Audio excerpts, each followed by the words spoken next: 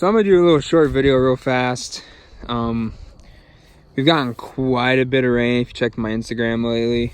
Probably in the past week, probably 4 inches. So this is one of our smaller high density plantings ends down there. And this one we've had some water problems with. It's kind of back there. You have a pond right here. And this has always been a really wet part of the farm. As you can see, the headlands have some water sitting in them. And I mean, with the amount of rain we gotten, it's really no surprise. But there is a tile that runs through this farm.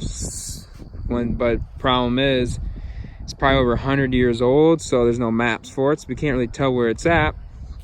But we got a pretty damn good idea. See some water here. And in this row, this is just standing water.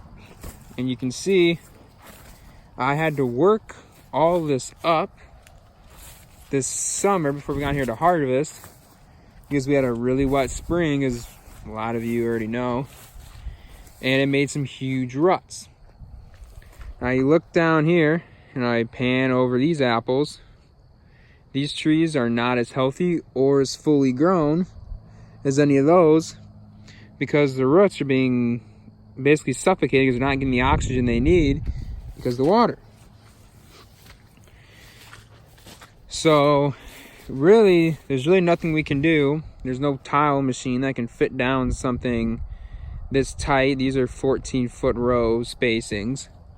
So you get the branches in here, you have even less room. I don't really know what we're gonna do. We may, I don't know, maybe you could, really don't know much about tiling. Maybe run a main line on this headland and hopefully suck some of this, because it looks flat, but it's a little grade from the top of that hill down. So basically, the top part of this orchard, or this block, is fairly dry. It's really just this end. That's why if you look in the soybean field, it's quite a bit of giant ragweed, and it's because this is just an extremely wet part of the farm. Don't get me wrong, these apples have done really well, but with these really wet springs and falls we've been having, trees get something called collar rot. And thankfully these bud 9 rootstocks are very tolerant, got some good wet feet, but things like an M7 don't. So down here, this is your rootstock, and actually that may be cracked a little from the cold winter, so this would be a tree I'll watch. See, there's already a little bit of defoliation, shouldn't be that far yet. So this tree actually may die. It's unfortunate, so we'll go to a different tree. This is fine. So right here is your rootstock, and that will actually rot.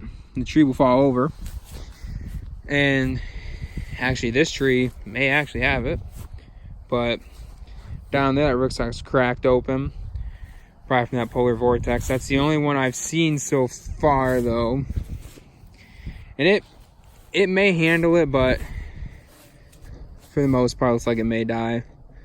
That's okay. This is part of the galas. I got some more trees coming in this spring anyway for some replants. It's a big thing with these high density blocks, is if a tree died, and you see down there, there's one right there, you get replants in them. You need every tree you can get in these systems. And actually, if we come down here, is kind of where we think the tile line goes on these posts. Can't remember which one it is. There's a big hole. I think on one of my earlier videos I showed it on that end, but maybe it's so one of these headland rows, maybe down here. It's right by one of these anchor tie downs. It's right there. Oh. Ah, here it is. So actually down there, you're not gonna be able to see it. Should on the other end. We poked down there, and there's actually a tile down there. So what we're gonna do is we need to figure out where this tile is broken because it goes way down to here. It's causing a couple wet spot problems. I couldn't tell you what it's called, but basically it shoots a large pressure into the tile line, and wherever that breakage is, it'll shoot it through the ground.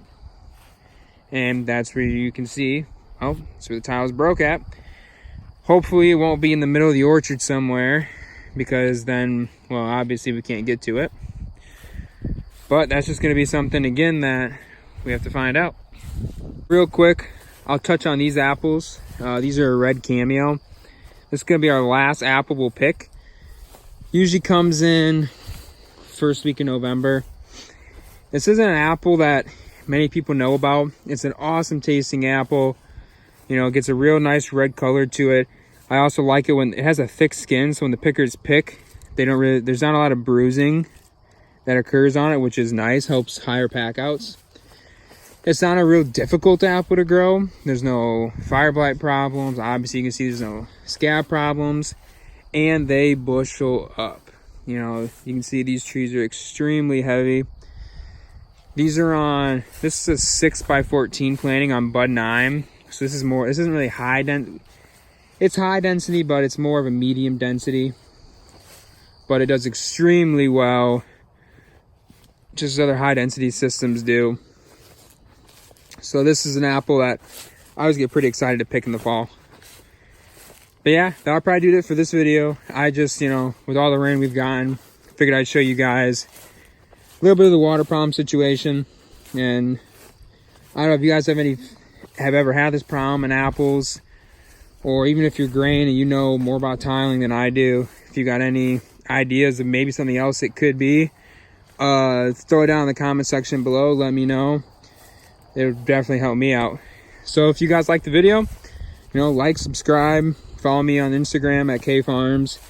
You see I do on a everyday basis. I try and post on my story every day, and I try and get, you know, a good photo up there every few days if I can. So see you guys in the next one.